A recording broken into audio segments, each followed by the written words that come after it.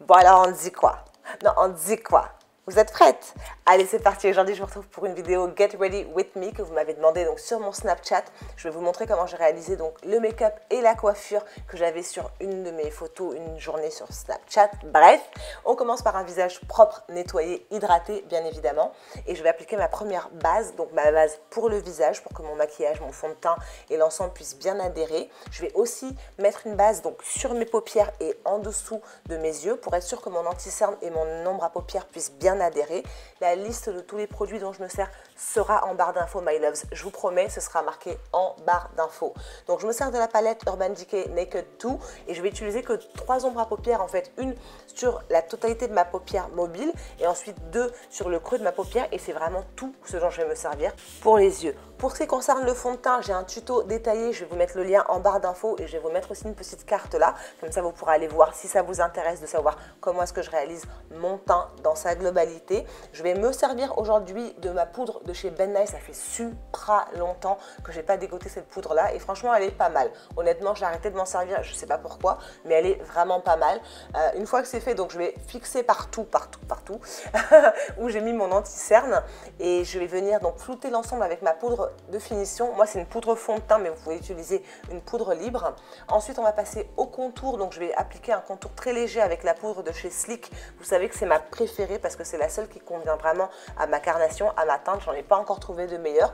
Donc je vais contourer mes pommettes ainsi que mon nez et je vais fixer l'ensemble de toutes ces poudres là avec mon spray fixant de chez Urban Decay. Une fois que c'est fait, je vais venir fixer rien à voir, je vais venir appliquer du crayon donc au ras des cils pour être sûr de bien noircir l'ensemble. Comme ça, quand on appliquera les faux cils, ça fera un ensemble uni.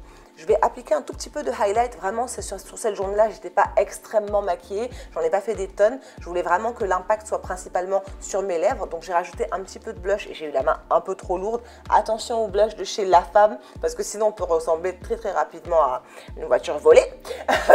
Donc j'ai estompé l'ensemble avec ma poudre fond de teint et puis je suis venue appliquer mon crayon pour les cils. Alors c'est un crayon en fait à la base pour les yeux de chez Urban Decay, Glidden 24/7, je vous le mets aussi en barre d'infos et je suis venue l'estomper avec le même blush dont je me suis servi, qui est légèrement rosé mais plutôt violet. En réalité, c'est plutôt du violet. Donc, je suis venue estomper ce crayon-là sur le ras de cils inférieur avec un pinceau plat, tout simplement. Et c'est ce qui m'a donné cette espèce d'effet un peu dégradé, un peu violine, on va dire.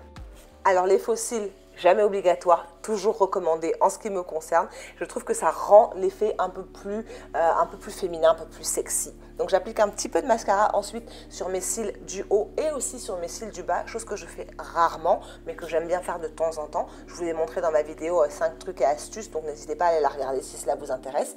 Et on passe ensuite aux lèvres.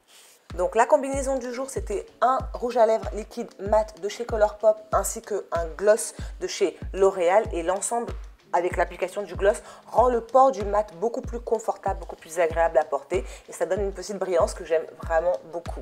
On passe ensuite très rapidement aux cheveux. Je vous ai aussi montré comment est-ce que j'étire mes cheveux dans une vidéo donc, que je vais mettre en lien dans la barre d'infos. Donc j'avais juste étiré mes cheveux la veille avant d'aller dormir parce que je voulais porter mes cheveux en afro avec 4 élastiques, et tout ce que j'ai fait c'est juste défaire les élastiques, me faire un petit massage du crâne. Moi j'aime bien faire ça parce que quand j'ai dormi avec des élastiques toute la nuit, bah, du coup ça amène un petit peu de tension, pas beaucoup, mais c'est vraiment agréable de se masser un petit peu le cuir chevelu, ça favorise la circulation sanguine et dans l'ensemble c'est tout. J'ai juste peigné avec mes doigts mes cheveux et c'est la fin de cette vidéo, my love. J'espère qu'elle vous aura plu. N'hésitez surtout pas à la liker, à vous abonner si vous n'êtes pas encore abonné à ma chaîne et à me retrouver sur Snapchat tous les jours.